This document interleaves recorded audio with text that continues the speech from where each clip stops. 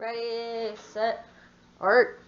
So to get ready for your next project, ribbon trees, that's right, they're trees that kind of remind you of ribbons in the way it kind of circles around. And this is inspired from an artist named Dana Irving, which I find very interesting, and I'll show her work in class as well.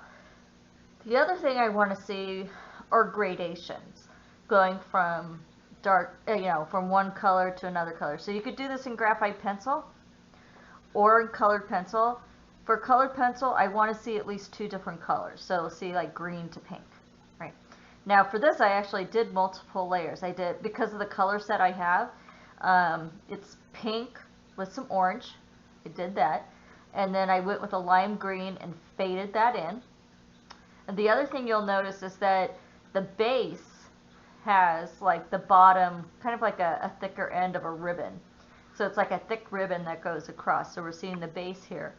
Underneath, I used the same colors, but then I went with purple and shaded underneath so that it would stand out more. Your background needs to have a ribbon-like gradation. So I want to see kind of like striping that's curved. So it could be on a cliff, there could be water, there could be sky. I stuck with just grassy ground. Okay, grassy ground. So for your sketchbook assignment, though, I want you to practice different trees because this is not the only style tree that you can do. There's other ones, right? So let's look at some of those. This is the one that you saw in my drawing. And then there's this one. And then this one. Okay. This one's optional. For the sketchbook assignment, you only need to do these three. And then if you want to try a weeping willow, I'll show you how to do the weeping willow. Okay, so let's get started on this one. All right, so let me move this to here. Let me get my paper, good old trusty computer paper, right? First thing I want to do is create the top. So it's like a nice curve. So I kind of start with the back part. And then I create this curve going this way, and then another curve this way. So it's all about curves. I don't want to see straight ribbons. Nope, no straight ribbons allowed. And then I bring this curve down, see that? Just like that. And then to make it look like it's folding over, I'm going to add this little line here, and then another curve line here. All right, to do the layered look, because I want it to be multiple ribbons, I'm going to go ahead and do that again. I'm going to add this little curve here, bring this up, and this time I'm going to go past here, go up, just like this, okay, just like that. And then I'm going to, now instead of just this, I'm going to bring it out further, like that, okay, and then up, and then back down. Now to create the rest, so it goes like this, right? I'm going to go to this outside part here, create a curve, go to this outside part, create another curve, and this part right here and create a curve. Okay, see how it looks like it's spiraling? And then I'm going to take this part and make it go around, stop right here, go up this time, just like that. So we got a multiple ribbon. For here, I'm going to go ahead and put in my tree. And it's just a kind of a thin curved tree. So one branch is going this way, and then another branch is kind of going behind here, and then this one is going all the way up here, as if it's holding it up. Okay? And then you would erase your little lines. Maybe you have a better eraser than me. And you clean up your lines to the point that it looks like that one. Let's try the S one.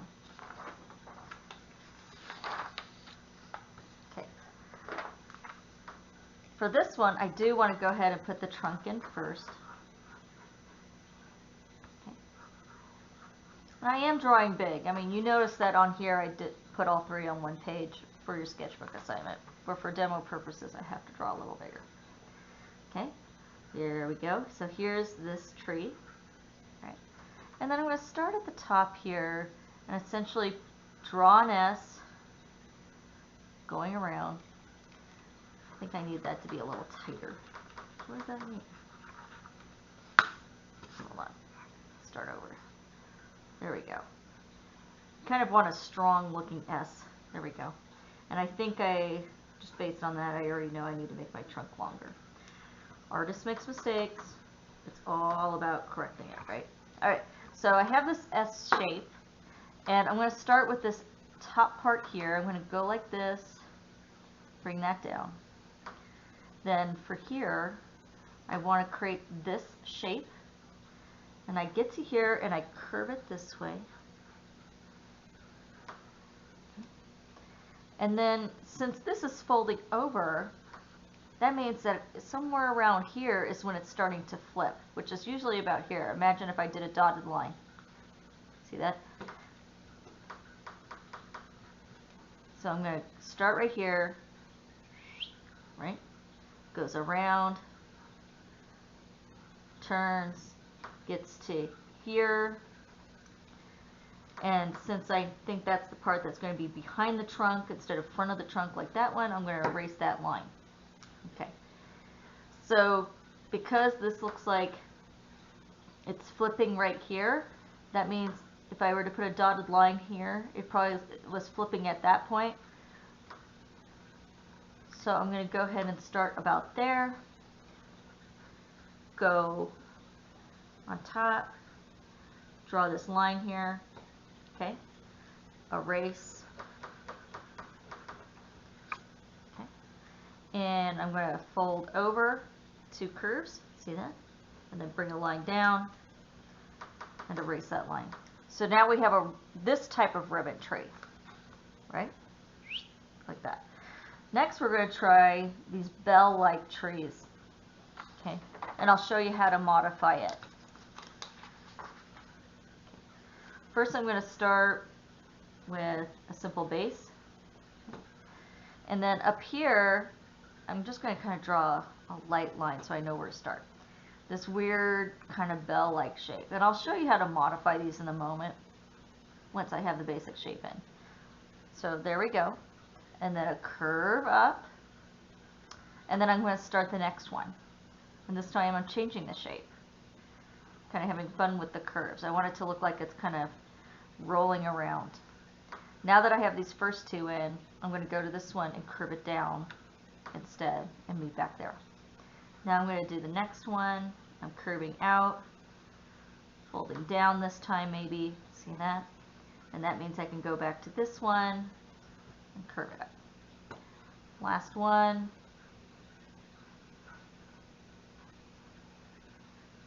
Okay. That means I can go back to this one, curve this one, and we have this funky tree, right? The neat thing about once you have this in, and you'll see from Dana Irving's work, is that she sometimes goes in and she adds these extra little folds. So I took two little cutouts there. Watch that. Okay, see that? But if you have some of it folding, then this part here I can add a little fold. Or this one actually turns up. I know that's a triangle, so I'm going to erase it out and fold it this way. See what I mean? So that way you can start playing with this shape. And you could do it that way. There's all sorts of interesting ways. Hold on, we'll do one here so you can see too.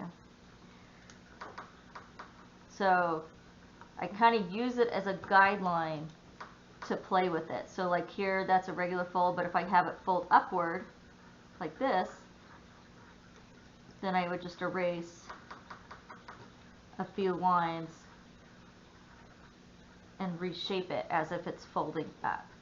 So that's a way to take this shape and change it more like this that you see in Dana Irving's work. Let's do the last one. So this is the optional one, mostly because it is an amazing amount of work. But if this is something you really want to do, and there are advanced students in the classes, and you're like, yeah, I really want to try this jellyfish weeping willow tree. Great. So let's get started.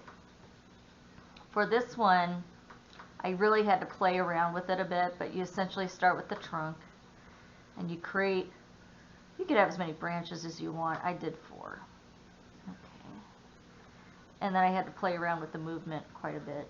Like I would erase and start over and try a different spot for each one. Alright, so there's your basic part, and I'm going to start here because it's the easier one to do. So all I do is I create kind of this jellyfish dome. Okay. And then for this part, this is the part where you can't just go like this. It's too narrow. It won't work. To make it work, it's like a real zigzag. See that? It's like really kind of a strong zigzag back and forth. So you can't, if it's like this, it won't work. I'll show you why in a moment. Alright, so now that I have this in, I do this curve. Okay? Instead of starting here, I move back about halfway and then meet up right there. See that? Maybe draw it darker so you can see it. Same here. To connect this one to here, I go about halfway and draw a curve. Halfway, draw that meeting down. Halfway, meeting down. Halfway, meeting down. Halfway, meeting down. See how that now that looks pretty strong? If you leave it like this, it ends up coming out like that. It won't, it's as if you didn't even do it at all, right? So it doesn't come out very strong. Alright, so the key, again, I'll start over. Very strong curves. And they don't all have to be the same length. They stop right there. I think that's what makes it actually more interesting if you do that. Okay, so put in the first curve, halfway, halfway, halfway, halfway, halfway, and halfway. And that finishes that side. I gotta finish the inside here, so this is the tree branch. So I just kind of put this other curve in. Then I would do those same shapes here, here, and here. The way I figured this out is I decided that 3 of these would be in front of the branches, in front, in front, in front. This one here in the back is behind the branch. See that? It's behind the branch. So that's how you can figure out this one. This one was fun for me to draw. I just thought there might be some students that find it kind of complicated and therefore it's an optional one. But for the sketchbook assignment, I do need to see these 3. Okay? And then if you want to advance it, try this one out and see if you like it. All right? This will be good practice. And later, we'll go over Dana Irving's work and how to put together a ribbon tree forest. Thank you and good luck.